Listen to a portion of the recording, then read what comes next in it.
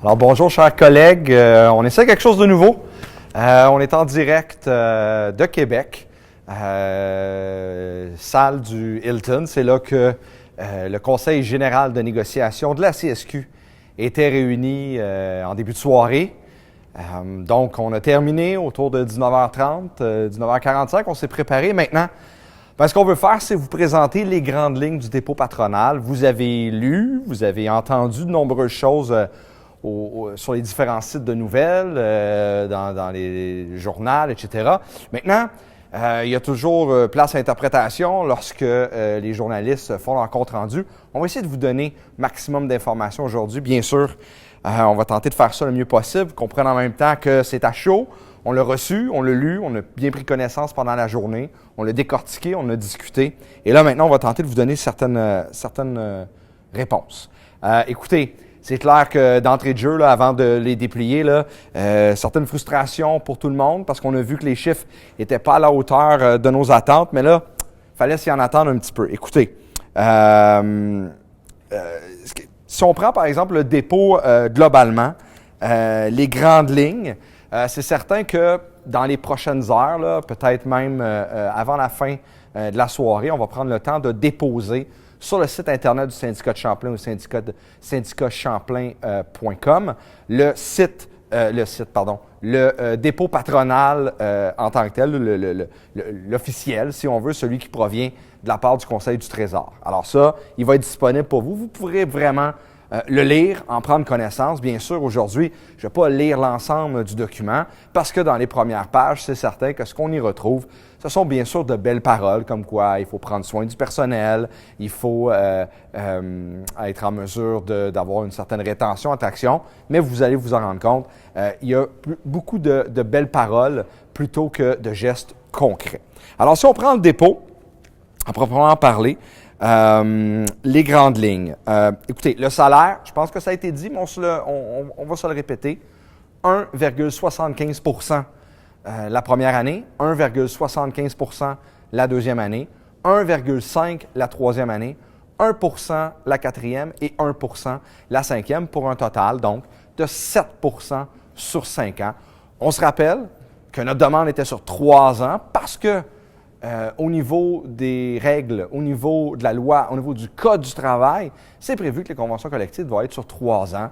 Mais on s'est bien rendu compte au cours des dernières rondes de négociation que le gouvernement avait tendance à allonger la période de convention collective. C'est pour cette raison-là que son dépôt est donc sur 5 ans. Sur 5 ans, on a ajouté quelque chose qui a été un peu moins dit. La première année, le gouvernement propose aussi, en plus du 1,75 %, le gouvernement propose aussi 1 000 $ de forfaitaire, mais attention, juste pour ceux qui sont au maximum des échelles salariales. Et ça, encore une fois, c'est particulier. On tente encore de diviser. C'est un forfaitaire. Qu'est-ce qu'un forfaitaire? On s'en souvient? Un forfaitaire, ça ne se répète pas les années suivantes. On donne un chèque de 1 000 $, on l'a vécu lors de la dernière ronde de négociation. On donne un chèque de 1 000 $ une fois. Hein, on la donne la première année autour du 1er avril, donc 2020. Puis après ça, on n'en revoit plus la couleur.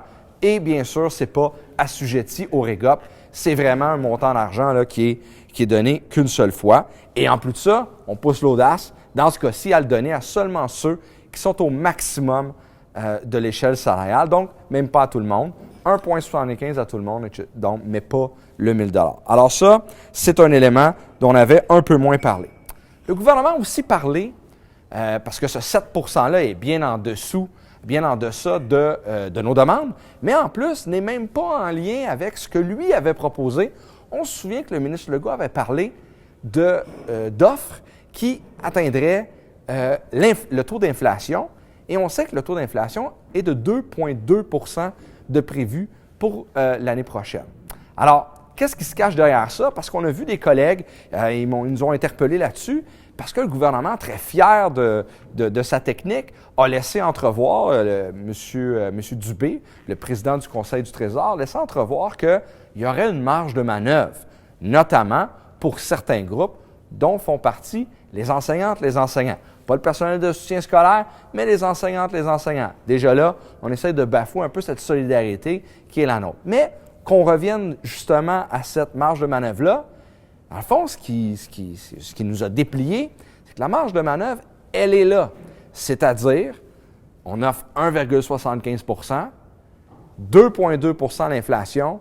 La marge de manœuvre, c'est ce 0,45 %-là où il dit, bien ça, vous pourrez vous le répartir. Est-ce que ça va être pour enlever des échelons pour les enseignantes, les enseignants en début de carrière, comme l'avait proposé Roberge, le ministre Roberge? Ça, c'est une possibilité. Alors, ou les préposés aux bénéficiaires, ce qu'il offre, c'est cette marge de manœuvre-là de 160 millions. C'est ça que ça représente, 0,45 %, 160 millions, pas pour les enseignantes, les enseignants, pas pour les gens en éducation, pour tout le monde dans le secteur public.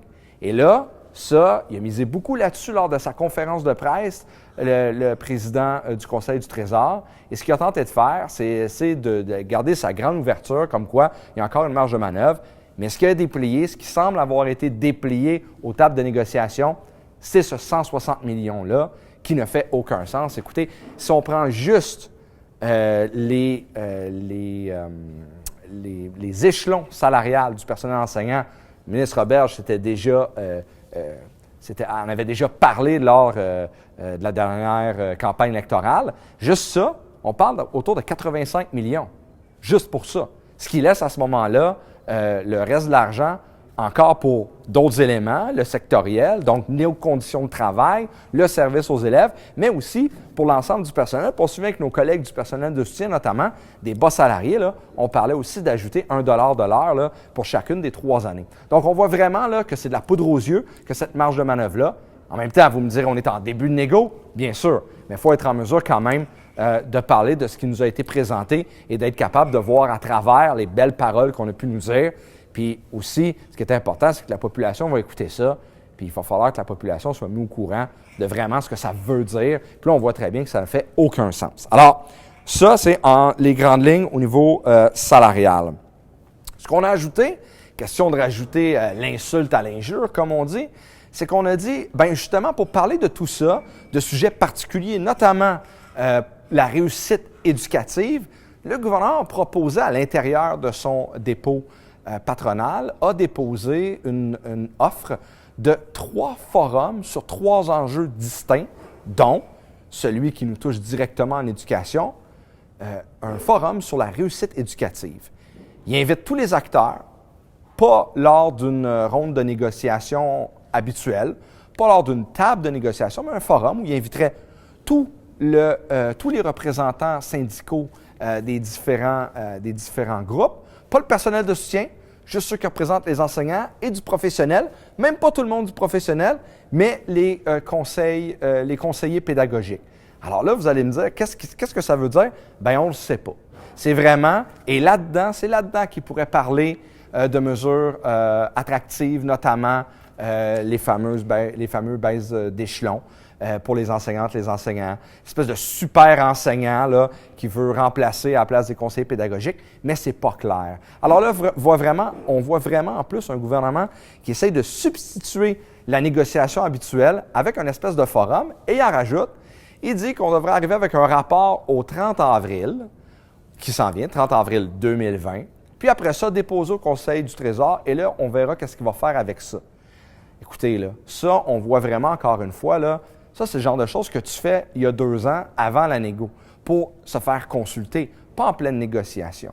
Alors ça, ces éléments-là peuvent paraître techniques, je vous les explique, mais en même temps, on voit très bien un gouvernement qui essaye de faire différent, mais en même temps, la même chose, c'est-à-dire essayer soit de nous diviser, essayer de minimiser l'ensemble de nos demandes, alors que pour nous, là, on sait qu'il y a des besoins, il y en a énormément en éducation. Il y en a pour les enseignantes, ces besoins-là. Il y en a pour les élèves avec les services. Il y en a aussi pour le personnel de soutien, où on connaît très bien leur réalité. Alors, vraiment, les forums, ça va être quelque chose qui va vraiment être à suivre parce que on sait qu'au cours des prochaines semaines, on va être en mesure d'en connaître un peu plus. Mais vraiment, ces forums-là, la première question, est-ce qu'on mérite? Est-ce que ça vaut la peine d'y être? Écoutez, à chaud comme ça, là, nous, on a des tables de négo et on n'ira pas dans un forum Bien sûr, on aura le temps d'en reparler, mais à première vue, comme ça, là, il va falloir qu'ils nous prouvent l'intérêt d'y être. Et après ça, l'autre grand enjeu, lorsqu'il vient le temps de parler du dépôt patronal, c'est la retraite. La retraite, encore une fois, on se souvient que nous, on n'avait pas beaucoup de demandes. Le régime va bien, capitalisé. Il y a de l'argent pour les collègues là-dedans. Il va très bien, il est en santé. Mais là, le gouvernement, sans nécessairement déposer des offres, non, il ne dépose pas d'offres, sans déposer nécessairement des demandes, bien là, on est dans le flou.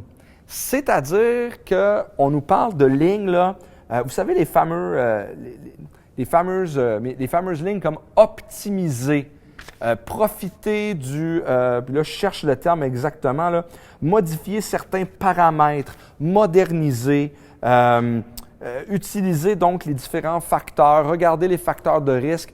Et là, on voit vraiment peut-être une volonté de l'employeur là, de régler certaines affaires qui seraient à son avantage. On n'en sait pas plus. Je ne vais pas m'avancer plus là-dedans, mais de réelles craintes sur ce qui nous sera déplié dans les prochaines semaines, les prochains mois. Pourtant, je l'ai dit, le régime de retraite est en santé. Puis on voit vraiment dans ce dépôt-là qu'il le sait. C'est pour cette raison-là qu'il tente de nous déposer quelque chose où il veut faire une espèce plutôt de négociation raisonnée, où on va discuter des problèmes, puis on va arriver, écoutez, là-dessus, au régime de retraite, il n'y en a pas de problème. Même si on nous fait part des siens, là, on sait que pour nous, là, il n'y a pas nécessairement d'ouverture au niveau de la retraite. Alors ça aussi, ça reste à voir. Je reviens avec la demande salariale, là, juste pour rappeler à tout le monde, notre demande salariale était au niveau de la CSQ, 2 $ la première année, 3 % la deuxième année et 3 % la troisième année. Et là, je laisse de côté là, les demandes pour les enseignantes, les enseignants qui étaient de 8 et pour le personnel de soutien de 1 $ de l'heure pour les 3 années. Alors, on voit très bien que le gouvernement il est en dessous nettement de ce que nous, on pensait était quelque chose pour, de un, combler notre retard quant à notre capacité d'achat, pour combler notre écart aussi, pour attirer du personnel, pour retenir le personnel. On n'est pas là-dedans du tout. Alors, je ne sais pas si je vais regarder parce que peut-être je l'ai oublié, là, mais c'est sûr qu'une des choses, c'est qu'on voulait prendre vos questions aussi. Ces éléments-là, pour nous, sont importants. Vos commentaires, vos questions, ça nous fera plaisir d'y répondre. C'est sûr que de votre côté, vous avez pris le temps, notamment de lire tout ça. C'est certain que vous avez aussi cette difficulté-là. Puis ça, le gouvernement mise là-dessus. La difficulté de compréhension, pas des membres, mais de la population quant aux tables intersectorielles, aux tables sectorielles. Alors, si on prend par exemple l'intersectoriel, parce que aussi aujourd'hui, c'est de ça dont on va parler, dont on parle, c'est l'intersectoriel. L'intersectoriel a été déposé aujourd'hui. C'est quoi la suite des choses? La suite des choses, on va aller dans le sectoriel. Le sectoriel, on est vraiment dans la réalité du personnel de chacun des groupes, donc du personnel enseignant, du personnel de soutien. Là, on est dans ce qu'on appelle le sectoriel. Ça vient quand? Ça va venir, donc la deuxième étape, le 17 décembre prochain. Le 17 décembre prochain, c'est là que va déposer l'autre partie. Aujourd'hui, ce que le gouvernement nous a posé, vous l'avez vu, ce sont les offres salariales. Donc, comme je l'ai dit, là, la deuxième étape, ce sera le sectoriel. Le danger, vraiment, là, de substituer le sectoriel avec les fameux forums. Là-dessus, il va falloir être clair parce qu'il va falloir regarder tout ça, regarder ce qui se passe parce qu'on ne veut pas, il existe une place pour discuter de tout ça, ce sont les tables sectorielles. Qu'est-ce qu'on a fait, nous, pour arriver avec des demandes? On est allé consulter les collègues enseignants, les collègues du personnel de soutien.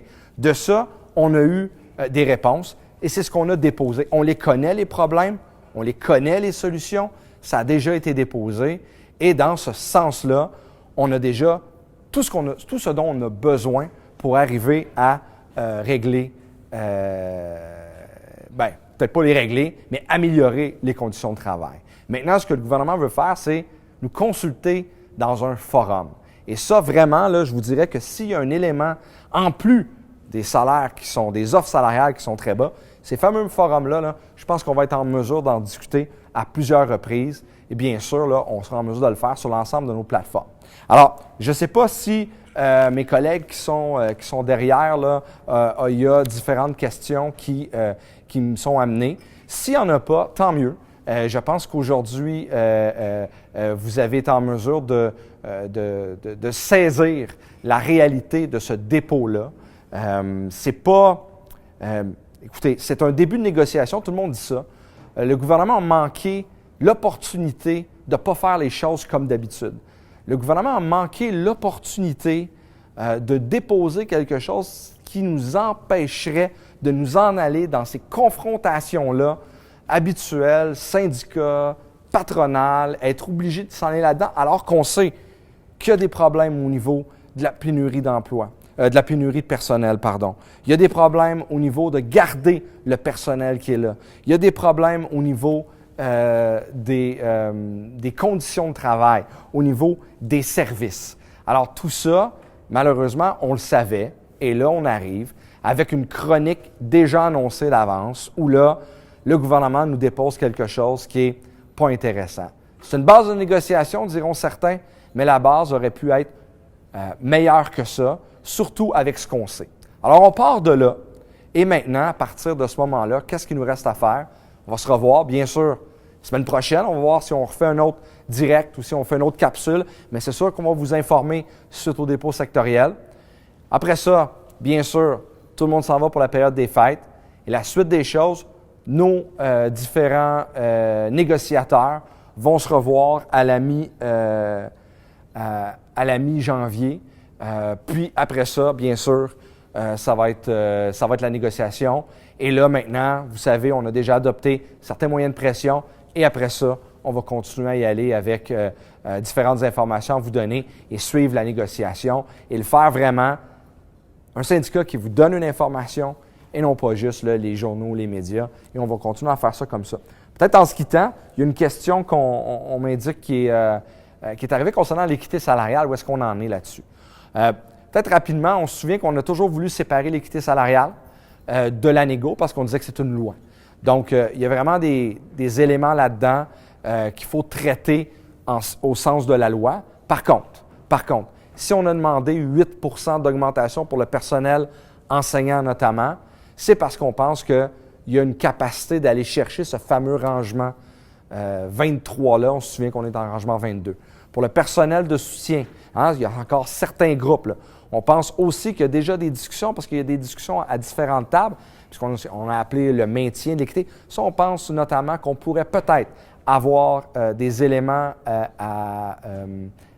des éléments intéressants qui peuvent sortir de ces rencontres-là dans les prochaines semaines, les prochains mois, indépendamment de la négo, notamment pour quelques groupes du personnel de soutien. Pour ce qui est des enseignants, comme je l'ai dit, là, on a toujours voulu le séparer, même si on sait que ce fameux 8 %-là, là, au-delà de ce qu'on dit par rapport au rattrapage, bien sûr, avec les collègues de l'ensemble du Canada, il y a aussi tout cet aspect-là de rangement 23. Alors, écoutez, pour nous, aujourd'hui, c'est un peu l'information qu'on voulait vous donner. Maintenant, on sait très bien pertinemment que des gens qui vont le réécouter en reprise un peu, cette diffusion-là, n'hésitez pas. Si vous avez des questions tout au long des prochaines heures, des prochains jours, vous pouvez nous écrire. Ça va nous faire plaisir d'y répondre. Merci d'avoir pris le temps d'écouter. Et comme je vous l'ai dit, on sera là, on vous donnera l'information. C'est juste le début, premier dépôt. Ce sera fort probablement un long marathon, mais à chacune des fois où on aura besoin d'aller vous parler, d'aller vous informer, c'est ce qu'on fera, que ce soit comme ça ou d'autres façons. Soyez certains qu'on va être en mesure de le faire et qu'on le fera. Merci et on se voit bientôt.